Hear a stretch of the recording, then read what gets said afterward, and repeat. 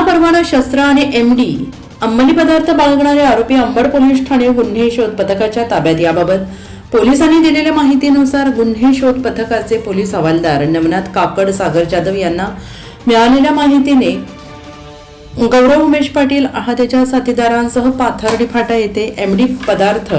विक्री करण्यासाठी येणार असल्याची माहिती मिळाल्याने गुन्हे शोध पथकाने सापळा रचून गौरव उमेश पाटील, योगेश हिरालाल मोघे, विजय सुनील कुमावत यांना ताब्यात घेत त्यांच्या ताब्यातून एक अग्निशस्त्र, 2 जिवंत कारतूस आणि एमडी अंमली पदार्थ असा एकूण 96,000 रुपये किमतीचा मुद्देमाल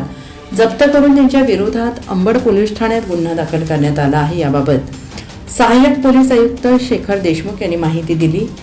काल अंबड पोलीस स्टेशन येथे कार्यरत असलेले पोलीस कॉन्स्टेबल सागर जाधव जे आता माझे शेजारी उभे आहेत त्यांना खबर मिळाली की इथं अंबड पोलीस स्टेशन अंतर्गत काही जे आरोपी आहेत सराईत गुन्हेगार गौरव पाटील त्याच्या 2 साथीदारासह एमडी विक्री करण्यासाठी हद्दीत येत आहे अशी खबर त्यांना मिळाली। त्या खबरेवरून अंबड पोलीस स्टेशनचे वरिष्ठ पोलीस निरीक्षक राकेश हांडे आणि अधिकारी कर्मचाऱ्यांनी तिथे सापळा लावला आणि त्यामध्ये गौरव उमेश पाटील वय 25 वर्ष, योगेश हिरालाल मोघे वय 30 वर्ष आणि विजय सुनील कुमावत वय 23 वर्ष अशा तिघांना अडवून त्यांची पंचासमक्ष झडती घेतली असता त्यांच्याकडे एमडी हे अंमली पदार्थ तसेच गौरव पाटील याच्याकडे एक फायर आर्म अग्निशस्त्र आणि 2 कारतूस मिळून आले।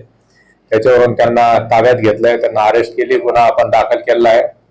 आणि पुढील तपास चालू आहे। सदरची कामगिरी पोलीस आयुक्त संदीप कर्णिक, पोलीस उपायुक्त मोनिका राऊ, सहाय्यक पोलीस आयुक्त शेखर देशमुख यांच्या मार्गदर्शनाखाली अंबड पोलीस ठाण्याचे वरिष्ठ पोलीस निरीक्षक राकेश हांडे, पोलीस निरीक्षक जयंत शिरसाट, पोलीस उपनिरीक्षक संदेश पाडवी,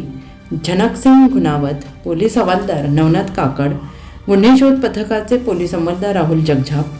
सागर जाधव, समाधान शिंदे, घनश्याम भोळे, संदीप भुरे, सचिन करंजे, मयूर पवार, स्वप्नील जुंद्रे, प्रवीण राठोड, अनिल गाढवे, तुषार मते,